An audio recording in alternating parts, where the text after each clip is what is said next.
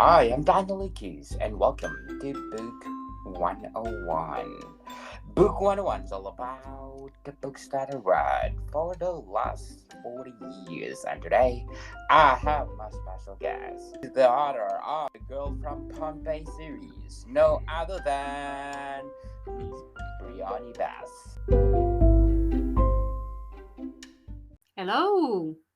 Welcome back, Miss Bryony, and can you please again introduce yourself? Of course, I'm Bryony Best. I'm from the UK. I suppose you'd call me a newish author. I didn't publish my first book until November 2021. I've published three memoir style books that shine a light on mental health and addiction recovery. So, what is your tips for those people out there having a mental breakdown? Well, first of all, it'd be always to seek professional help. So it's always best to talk to someone and seek the help that you need, whether that's through your GP or whoever may be treating you. So always go to the professionals to get help.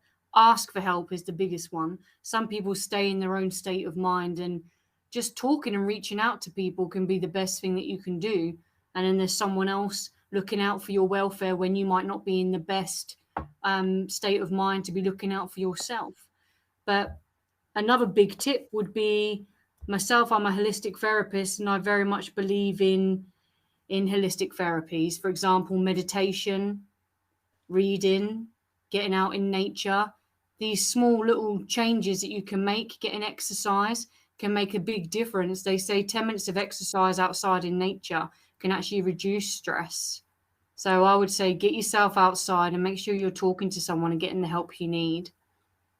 Very well said, Ms. Briani. So, what is the big difference of having a mental issue and addiction? So I suppose you do get a lot of people that end up with mental illnesses through taking too much drugs or through alcohol as well. I think here in the UK, one of the biggest things that's rising is actually early onset dementia that's actually caused by alcohol.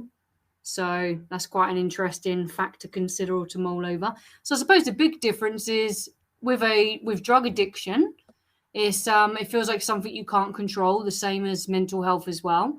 But with mental health, it's something that you can learn to live with or cope, or it can be temporary.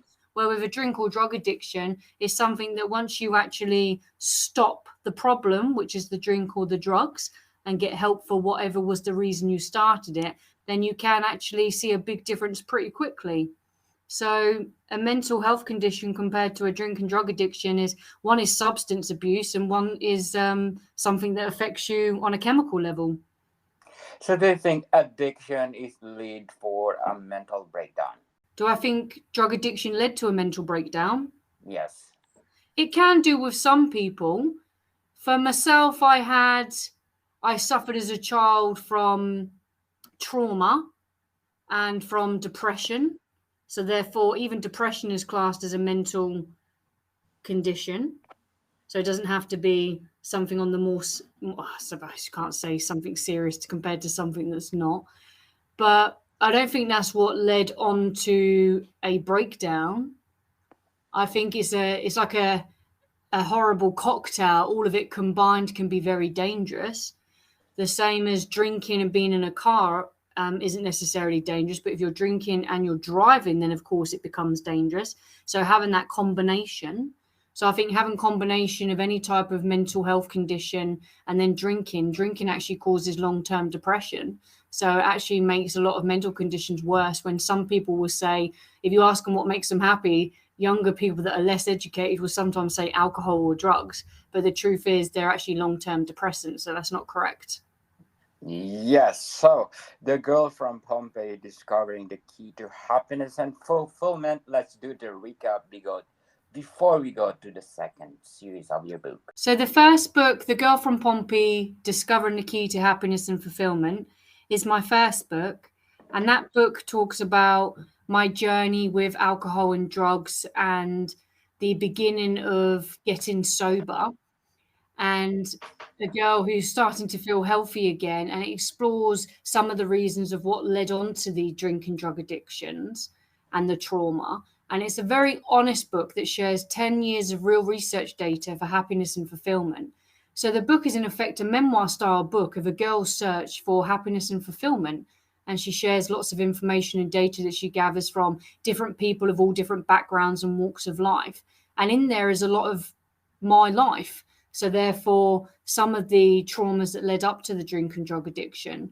So the book is a psychological, practical self-help book, but everyone who's read it has said it's absolutely phenomenal, and that all of them came away with a different point of view, and the book was very thought-provoking.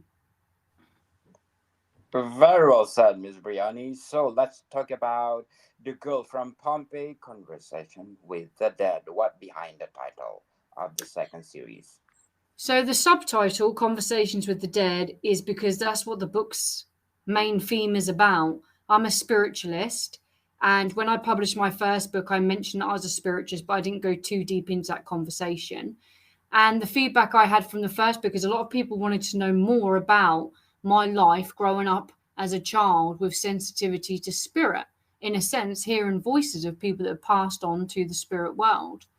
And therefore, I decided to write a prequel book, which was from my childhood, growing up being sensitive to spirit, living in a Catholic household, and how that was affected by my drink and drugs when I become older. And that book is very spiritual. It's about a personal journey of growth. And that book went to a bestseller within 24 hours. Wow, congratulations. Thank you. So how did you craft that? The Girl from Pompey, Conversation with the Dead.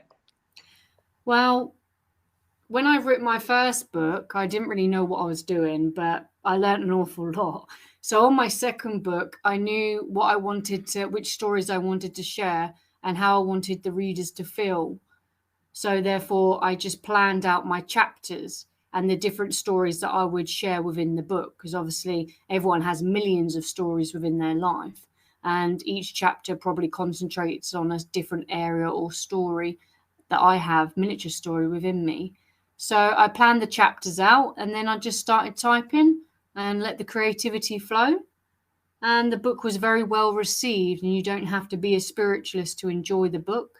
I let people come to their own educated conclusions with that. I don't try and shove a religion down anyone's throat. I just have to share that information about myself because it's a big part of me. And if I didn't share that I was a spiritualist, it might be a bit strange if they were reading about me teaching spiritual development groups. So Yes. Yes. So what are the elements that you put in the book that make your readers glued to it? Well, it is a paranormal or supernatural book. So lots of people are very interested in, is there an afterlife? It's one of the biggest questions, isn't it? How did everything come about? And is there a place that we go to after here? Every one of us will be here for different amounts of time. And I believe that we do, our energy, our soul moves on to the spirit world. And I think that's one of life's big pondering questions. So that theme or part of the book is very interesting to most people. The other sections that I share is I go into more in depth about the different stages of recovery, because I didn't just stop the drinking drugs. It was a very long process for me. And alongside the different stages of recovery, I share how that affected my mental health and my personal life. So I think it's just a massive insight into the realism of what it's like for someone to get over a drink and drug problem. And then with the paranormal, supernatural undercurrent of spiritualism, that is something that generally fascinates most people, whether they are religious or whether they're an atheist. It's still an interesting question to debate. So maybe that's why the book is so entertaining and popular.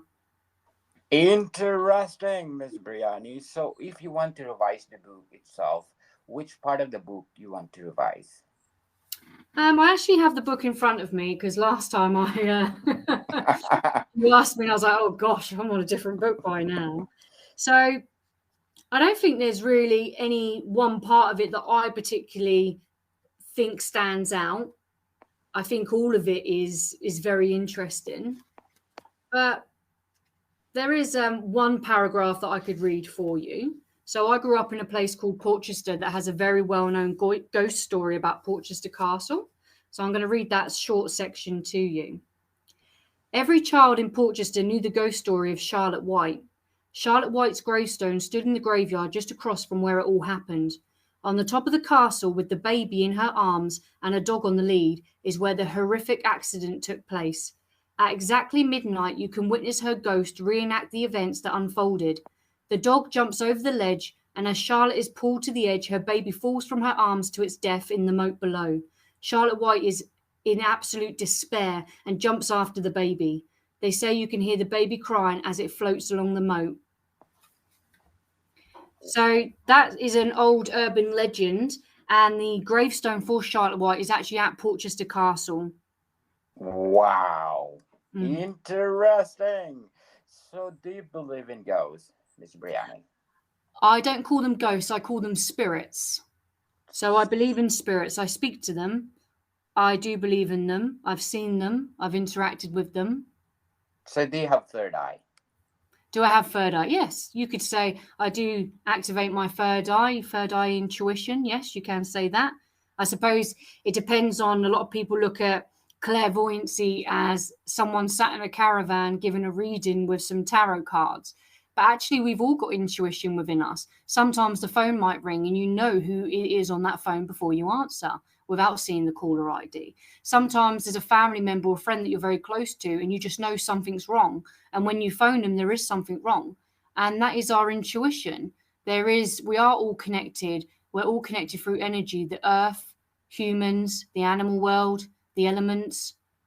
So we're all capable of using our intuition. Yes. So it's something that you activated it, or it comes naturally? Well, I would say it comes naturally when I was a child, because I would see things, hear things, and have premonitions. So therefore, I didn't have any training for it. I didn't try to learn anything. It just happened. As an adult, it only got stronger and more frequent. And then it was only in my early 20s that I went to actually learn how to properly use these skills, because let's just agree for one moment that everything I'm saying is 100% correct. What a responsibility is that if you are to pass on messages of loved ones who have passed away from this human plane, earth plane, to the spirit world, to another human being. And a human being that may be in extreme pain, various states of mental torment, various states of people that are impressionable. So if you say the wrong word or use the wrong language, they may act in a way that affects on their life negatively. So it's something I eventually had to train for. It was a big responsibility, and this training costs money. So you have to pay for this training. And when I used to give readings to people, so they're classed as spiritual readings or sit-ins, I never charged them any money. They're thinking, oh, she's charging money, she's probably faking, ruining. I never charged money for it. And if people gave a donation, it went to the spiritualist church. So that's awesome. How did you craft your gift? So I went to the Temple of Spiritualism in Portsmouth, and I started a development course, which is where trained mediums will help you and start teaching you and guiding you the basic practices of spiritualism. We would then invite our own guides to come and join too. After I finished that course, which I excelled in, I then went to a workshop and was invited to join a course with Paul Sissel, who's an international medium of spiritualism. He then trained me for 3 years, and then I went on and started teaching my own spiritual development groups. To increase my knowledge and abilities, I then did study many other religions, and I also learned a lot of holistic therapy. So apart from spiritual healing, I also started learning Reiki, and I'm actually a Reiki master. And then I done a diploma for crystal healings and using crystals on an energetic level as well. Wow, interesting. Invite our listeners to buy a book. Yes, indeed. So please do. The Girl from Pompey, Discovering the Key to Happiness and Fulfillment. It's on sale all over the world online through major retailers. And you have Conversations with the Dead, which is the paranormal memoir. And then we have my final book, which is a thriller memoir, which is Bloodshed in the Hampshire Cabin. Has different timelines, different points of view. And I'm actually currently working on my 4th book, which is a book about healing and spiritualism. Yes, let's support Miss Bryony best because the books are phenomenal. And if you support her, she will give her best and the best of the best. Miss Brianna, thank you for your time. Yes, Marticon people, see you soon. Bye.